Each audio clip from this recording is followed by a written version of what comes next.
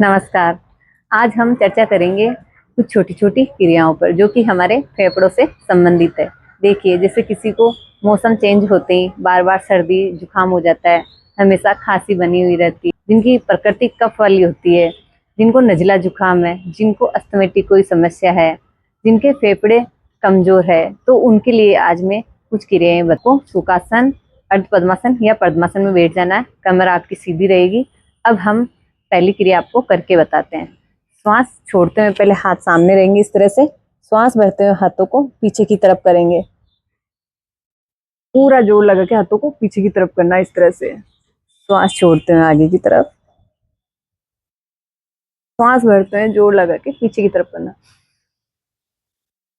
श्वास छोड़ते हुए आगे, श्वास भरते हुए पीछे। इस तरह से आपको 10 बार स्टार्टिंग में शुरुआत करना, 10 से।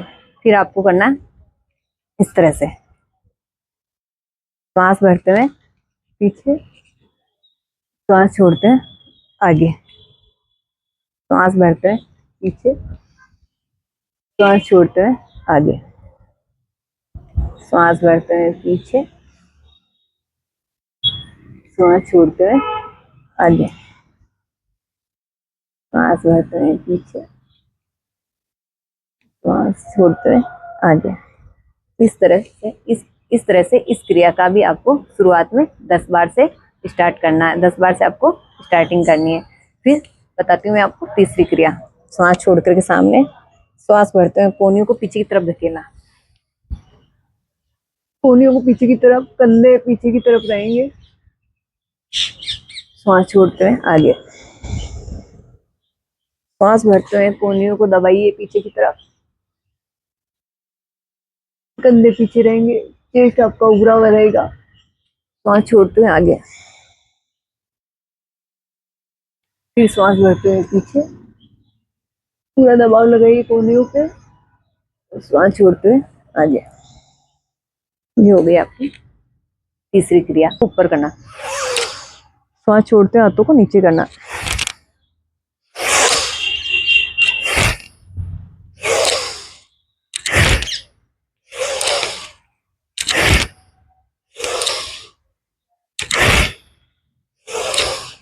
श्वास भरते हुए ऊपर, श्वास छोड़ते हुए नीचे, श्वास भरते हुए ऊपर, श्वास छोड़ते हुए नीचे। ऐसे भी आपको स्टार्टिंग में 10 से 20 बार आपको करना है। अब मैं आपको बताती हूँ दूसरी क्रिया। आपको जोर लगा करके हाथों को इस तरह से रखना है, श्वास छोड़ करके। अब आपको हाथों को पीछे करना है, श्वास भरते हुए,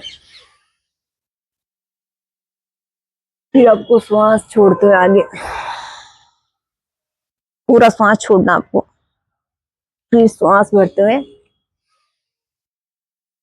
पीछे, चेस्ट को पूरा खोलना आपको, और श्वास छोड़ते हुए आगे इस तरह से, फिर श्वास भरते हुए पीछे, और श्वास छोड़ते हैं आगे। देखिए, इस तरह से फेफड़ों के लिए 5 क्रियाएं हो गई।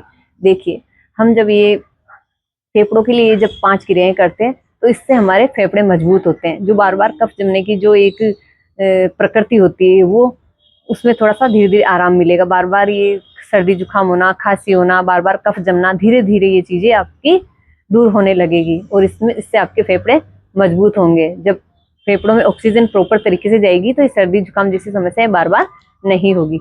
जय हिंद, जय भारत।